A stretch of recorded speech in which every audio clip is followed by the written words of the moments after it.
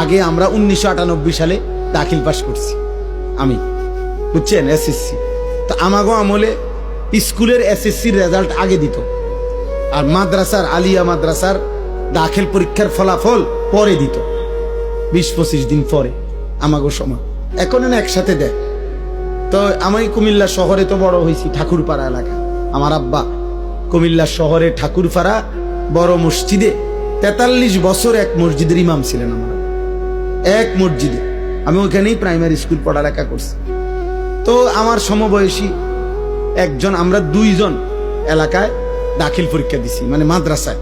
আর বাকি সব ছেলে আমাকে সমবয়সী স্কুলে এসএসসি পরীক্ষা দিছে 98 সালে।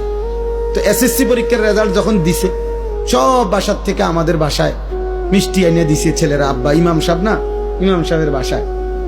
তো ওই আমার সাথে যে ছেলে, আমগো সাথে দাখিল পরীক্ষার্থী, এই কইলো কি আমারে, অদস্ত হন, আমরা হুদা 2 জন, পরে কি রেজাল্ট হয় না হয় হইয়া লাভ নাই।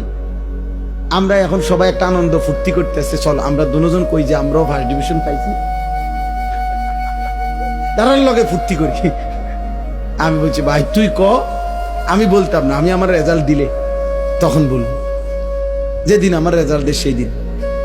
পরে 25-30 দিন পরে আমার রেজাল্ট দিছে মাদ্রাসার 1998 সালে।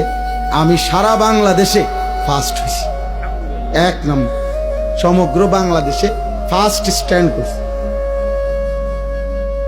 এখন আমি যদি এই বাটফারের খপ্পরে পড়ে যদি কইতাম ফার্স্ট ডিভিশন পাইছি, কোনায় ফার্স্ট ডিভিশন আর কোনায় ফার্স্ট স্ট্যান্ড, আল্লাহ হেফাজত করছে।